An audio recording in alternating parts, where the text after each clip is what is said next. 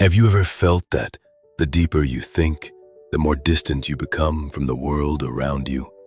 As if every new layer of understanding quietly pushes you further from the crowd. You try to share your thoughts, but people either dismiss them, ignore them, or shift the topic. It's not just you. It's not in your head. History, psychology, and philosophy all point to one uncomfortable truth. Society fears deep thinkers. But why? Why would something as extraordinary as intelligence, curiosity, and critical thinking trigger fear, discomfort, and even social rejection? Today, we dive deep into this paradox. Why profound thinking often leads to isolation, and why the pursuit of truth can feel like walking a lonely road. Throughout history, the story repeats itself. From Socrates to Galileo, from Nietzsche to Tesla, brilliant minds have been silenced, mocked, or exiled, not because they were wrong, but because they saw what others didn't want to see. They spoke what others were afraid to hear. Their insights threatened the comfortable illusions society clings to. Arthur Schopenhauer, one of the most brutally honest philosophers, believed intelligence is a double-edged sword. It grants vision, but demands solitude. He argued that the sharper your intellect, the more likely you are to be alone. But why does this happen? Why does deep thinking create such distance? The answer begins with something called the mirror effect. When you stand next to someone strong, you may admire their strength. When you meet someone wealthy, you might feel envy, but you don't feel personally attacked. But when you encounter someone who is intellectually superior, something unusual happens. Psychologists say deep thinkers act like mirrors. They don't just present new ideas. They reflect back the limitations of those around them. And people do not like to be reminded of their limitations. Even in silence, a deep thinker can trigger feelings of inadequacy. Unlike physical strength or beauty, intelligence is directly tied to identity. People define themselves by their thoughts and beliefs. When you challenge those beliefs, even indirectly, you challenge their sense of self.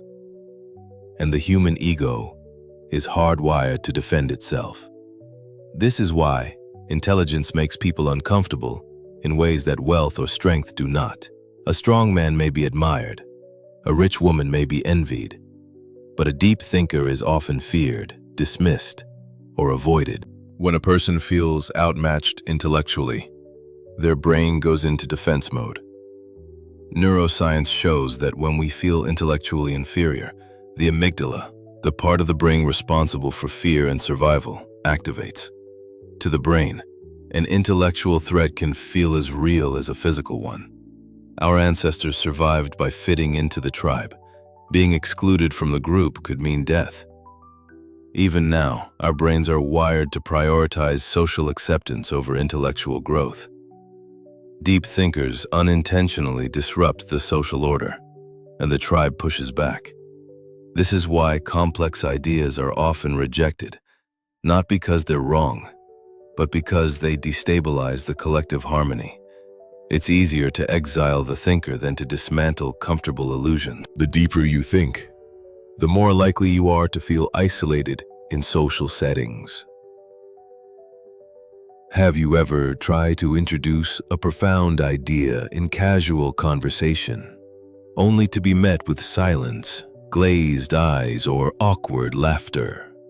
People quickly change the subject, steering back to surface-level topics.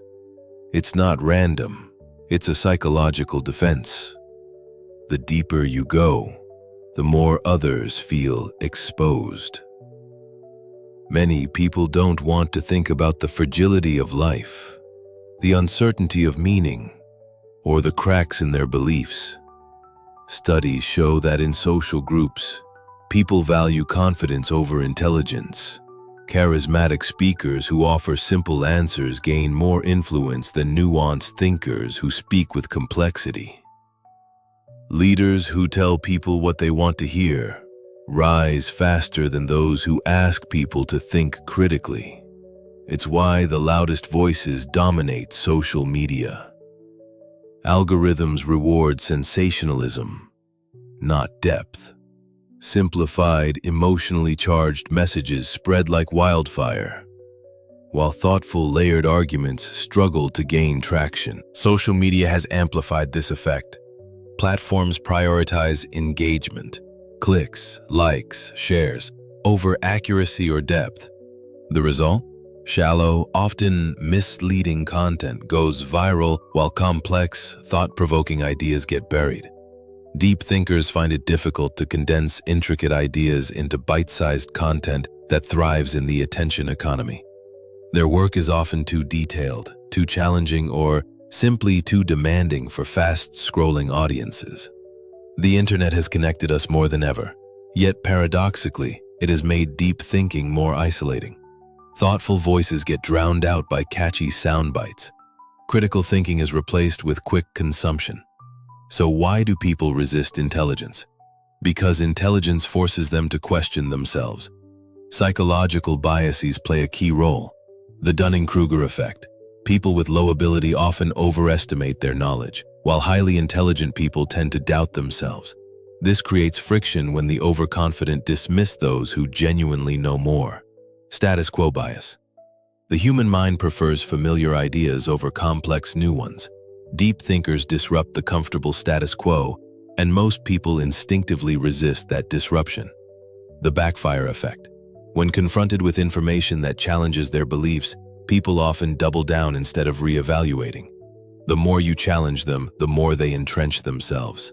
Deep thinkers encounter these walls constantly. It's not always about hostility. It's about fear, insecurity, and the biological urge to protect the ego. Schopenhauer argued that intelligent people don't necessarily seek isolation. It's that isolation finds them. They crave meaningful conversations, but those conversations are rare. Most social interactions revolve around small talk, status games, and social rituals. Deep thinkers often feel out of place, not because they're arrogant, but because the topics that excite others simply don't spark their curiosity. They find it hard to care about celebrity gossip, meaningless trends, or the latest office drama. They ask bigger questions. What is the meaning of life? Why do we pursue things that don't satisfy us? What lies beyond what we can see? And because most people avoid these questions, deep thinkers find themselves increasingly alone. Schopenhauer believed intelligence can feel like a curse. The more you see, the harder it is to unsee. The more you understand, the less you can find comfort in illusions. Happiness, he argued, is often easier to find in ignorance than in deep understanding. This doesn't mean that intelligent people are doomed to misery, but it does mean that their road to fulfillment is different. It requires embracing solitude, seeking depth, and finding beauty in complexity. How can deep thinkers navigate a world that often resists them? First, embrace solitude. Schopenhauer saw solitude as a privilege, not a punishment. Alone time allows for deep reflection, creativity, and growth. Second, seek like-minded individuals. Not everyone will understand you, but some will. Find those rare people who crave depth, who question everything, who are not afraid of uncomfortable truths. Third, choose your battles. Schopenhauer warned against sharing profound ideas with people who aren't ready for them. Sometimes the wisest path is to observe, listen, and speak selectively. Fourth, accept that mainstream approval is not the goal. Social validation is addictive, but it often comes at the cost of intellectual honesty. Stay true to your curiosity, even if it means walking a lonelier path. While intelligence may lead to isolation, it also opens doors to a richer, more nuanced experience of life. You see beauty in complexity. You find wonder in asking, not just answering. You appreciate silence, contemplation, and the joy of discovery. History shows us that some of the most impactful thinkers were those who walked alone. They were misunderstood in their time, but revered later. Their ideas reshaped the world. Think of Nietzsche, who challenged the foundations of morality. Think of Galileo, who dared to say that the earth moves. Think of Emily Dickinson, whose genius was largely ignored until after her death.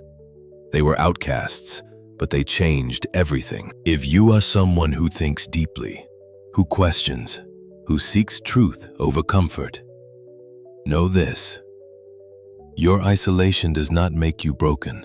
It makes you part of a long, unbroken lineage of thinkers who walked ahead of their time. The world may not always reward depth, but depth is where meaning lives. The pursuit of truth may be lonely, but it is never in vain. And remember, you are not truly alone. Across continents, across generations, others walk this same road, quietly questioning, quietly seeking. If this resonated with you, consider joining this growing community of thinkers by subscribing. Let's build a space where curiosity is celebrated, where we embrace discomfort, and where we challenge each other to look deeper. Leave a comment below. Have you ever felt isolated because of your thoughts? How did you navigate it?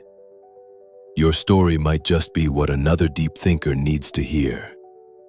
Thank you for watching, and remember, keep thinking, keep questioning, keep walking your path, even if you have to walk it alone. Until next time.